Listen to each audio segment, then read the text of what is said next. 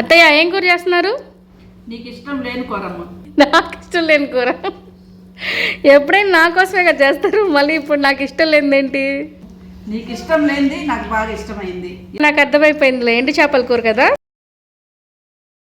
Hi అండి, ఎట్లా ఉన్నారు అందరూ? మేమైతే చాలా బాగున్నాము. మీరందరూ కూడా బాగుండాలని మనస్ఫూర్తిగా కోరుకుంటున్నాను. ఇవాళ మన వీడియో వచ్చేసి మా అత్తయ్య నాకు ఇష్టం లేని కూర చేస్తున్నారంట. అదేనండి, ఎండు చేపతోటి సీమ వంకాయ వేసి పులుసు పెడుతున్నారంట.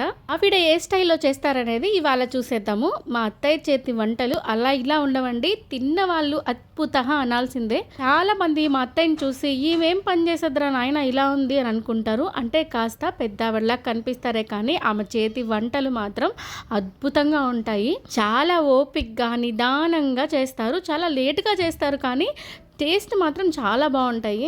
ఇవి తాటాక్ చేపలు నెల్లూరు నుంచి తీసుకొచ్చారు. ఈసారి అత్తయ్య వచ్చేటప్పుడు నా కోసం చాలా కూరగాయలు తీసుకొచ్చారు. వంకాయలు, ముల్లంగి, ఇర్రాకు, చామదుంపలు, ఇంకా నెల్లూరు మధురా స్వీట్స్ నుంచి రసగుల్లలు, ఇవిగో ఈ తాటాక్ చేపలు, ఇలా చాలానే తీసుకొచ్చారు మేము తినేటివి.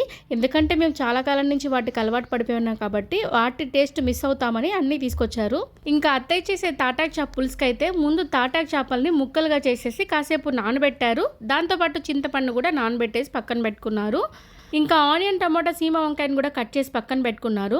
అయితే ఈ కర్రీ పాట్లో చేస్తే చాలా టేస్టీగా ఉంటుందట. సరే ఇంకెందుకు అత్తయ్య ఆలస్యం, నా దగ్గర పాట్ ఉంది కదా, పెట్టేయండి స్టవ్ మీద అని చెప్పాను. మళ్ళీ దాన్ని పొయ్యి మీద పెడితే ఇంకా టేస్టీగా ఉంటుందమ్మా అని మాత్రం చెప్పొద్దు, ఎందుకంటే ఇక్కడ పొయ్యి కట్లు చాలా కష్టం అత్తయ్య, స్టవ్ మీద చేసేయండి అని చెప్పేసి కాసేపు అలా ఫన్నీగా కామెడీ చేశాను. పోతే పాట్లో ఆయిల్ వేసుకొని ఆవాలు, మెంతులు, జీలకర్ర వేసుకొని ఆనియన్స్ని కాస్త దూరగా వేయించుకొని కొద్దిగా కరివేపాకు కూడా వేసుకొని దాంట్లోనే కట్ చేసి పెట్టుకున్న టమాటాలు కూడా వేసుకొని వేయించుకోవాలి. టమాటాలు బాగా మగ్గిన తర్వాత అందులో కట్ చేసి పెట్టుకున్న సీమ వంకాయని కూడా వేసేసుకొని బాగా వేయించాలి ఆయిల్లోనే. నేనైతే ఆనియన్స్ని ఇంకా టమాటాలని మామూలుగా ఏ కర్రీలోకైనా బాగా వాడ్చేస్తాను. మా అత్తయ్య మాత్రం ఏ కూర చేసినా కాస్త కచ్చాపచ్చగానే ఉంచుతారు ఎందుకో మరి, కానీ టేస్ట్ మాత్రం చాలా బాగుంటాయి మా అత్తయ్య కూరలు. ఇలా వేయించుతుంటే సీమ వంకాయలోంచి కొంచెం వాటర్ బయటకు వస్తాయి. అట్లా వాటర్ అంతా బయటకు వచ్చేంత వరకు ఈ వంకాయని వేపేసుకోవాలి.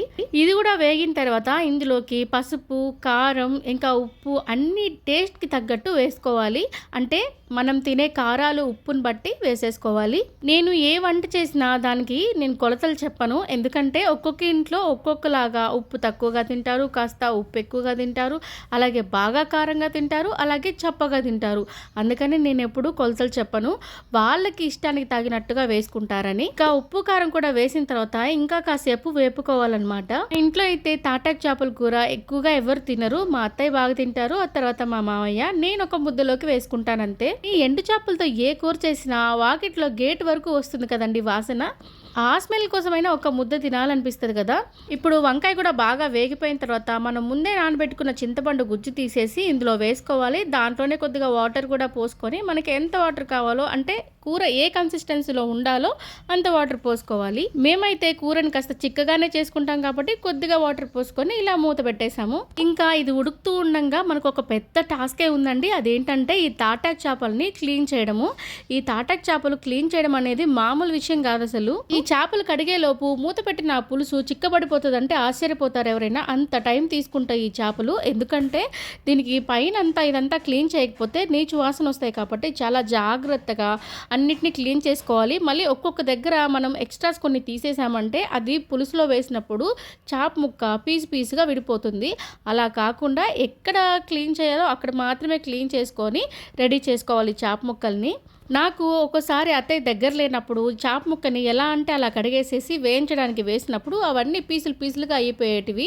అప్పుడు అత్తయ్య చెప్పారనమాట, అలా కాదమ్మా, వాటికి కడగడానికి ఒక టెక్నిక్ ఉంటుంది, అలా మాత్రమే క్లీన్ చేయాలి, లేదంటే ముక్కలు విడిపోతాయి, విరిగిపోతాయి వేసినప్పుడు అని చెప్పారు. ఇంకా అలా క్లీన్ చేసుకున్న ముక్కల్ని ఈ పులుసులో, ఉడికిన పులుసులో వేసేసుకుంటాము. ఎందుకంటే ముందుగానే వేసేస్తే ఈ ముక్కలు బాగా నానిపోయి, అంటే ఉడికిపోయి, ఎక్కువగా ఉడికిపోయి పీసులుగా విడిపోయి అందులో ఉన్న ముళ్ళలు కూడా కూరలో కలిసిపోతాయంట. అందుకనేసి పులుసు చిక్కబడిన తర్వాత మాత్రమే వేస్తారు, చాలా ఫాస్ట్గా ఉడికిపోతాయి కాబట్టి లాస్ట్లో వేసుకోవచ్చు అనమాట. లాస్ట్లో అంటే కూర ముక్కలు భాగం ఉడికినప్పుడు వేసుకోవాలి. ఇంకా కడిగిన చేప ముక్కల్లోంచి ఒక 4 చేప ముక్కలు పక్కన పెట్టుకున్నాము. ఎందుకంటే తాటాక్ చేపల కూర అందరూ తినరని చెప్పాను కదా, అందుకని పప్పు కూడా చేశాను. ఆ పప్పులోకి ఒక 4 ముక్కలు వేయించుదామని చెప్పేసి పక్కన పెట్టుకున్నాము. ఎట్ ఏ టైం ఒకేసారి అయిపోతే ఇద్దరం కూర్చొని తినచ్చు కదా అని చెప్పేసి వెంటనే ఇంకొక బాండలు పెట్టేసి దాని మీద మిగిలిన చేప ముక్కలు కూడా వేయించేసాము. అత్తయ్య వంట చేస్తుంది కదా, ఇవాళ నాకు రెస్ట్ వచ్చేసింది అనుకోవద్దు. ఎందుకంటే పొద్దున్నే నేను పప్పు చేసి ఆమ్లెట్లు వేసి ఆల్రెడీ పచ్చడి చేసి పంపించేశాను క్యారేజ్లు. ఇంకా మేము మా కోసం నిదానంగా వండుకుంటాము మాకు నచ్చినవి. ఇంకా చాప ముక్కలు కూడా వేగిపోయిన తర్వాత మన పులుసు కూడా ఆల్మోస్ట్ అయిపోవచ్చింది. టేస్ట్ అయితే మాత్రం అదిరిపోయింది అసలు. ఎంత బాగున్నా సరే నాకెందుకో అంతగా ఎక్కదు ఈ ఎండు చేపలు అనేవి. కొంచెమే తింటాను లిమిట్గా, కానీ ఆ వాసన అంటే మాత్రం భలే ఇష్టం నాకు. భలే స్మెల్ వస్తుంది అసలు పులుసు ఉడికేటప్పుడు. మీరు కూడా తాటాకు చేపల్ని ఎక్కువగా ఇష్టపడతారా? ఇష్టపడినట్లయితే మీరు ఎలా చేస్తారు, ఏ వెజిటబుల్ వేసి చేస్తే ఇష్టమో అనేది ఖచ్చితంగా కామెంట్ చేయండి. మా వంటలు అయితే ఇవాళ ఇలా ఉన్నాయి. పప్పు, ఇంకా ఎండు చేప, అలాగే అత్తయ్య చేసిన కర్రీ. వీటితో మాత్రమే మా మెనూ ఎండ్ అయిపోయింది.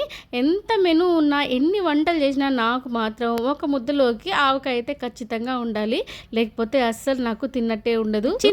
నచ్చితే మీతో నెల్లూరు అమ్మాయి ఛానల్ని ఖచ్చితంగా సబ్స్క్రైబ్ చేసేయండి. అలాగే మీరు ఇచ్చే లైక్స్ నాకు చాలా ఇంపార్టెంట్ అనేది మాత్రం అస్సలు మర్చిపోవద్దు. ఎందుకంటే మీరిచ్చే లైకుల వల్లే మన వీడియో ఇంకా ముందుకెళ్తుంది. మీరు లైక్ చేయకపోతే నేను ఏమీ చేయలేను, ఎక్కడికి వెళ్ళలేను. నేను అనుకున్నది సాధించాలంటే మీ లైక్స్ నాకు చాలా ఇంపార్టెంట్. ఖచ్చితంగా లైక్ చేస్తారు కదూ. ఇంకా మేము చేసిన వంటలో, అలాగే నేను మాట్లాడిన మాటల్లో ఏదైనా పొరపాట్లు ఉంటే ఖచ్చితంగా కామెంట్ చేయండి, రెక్టిఫై చేసుకుంటాను.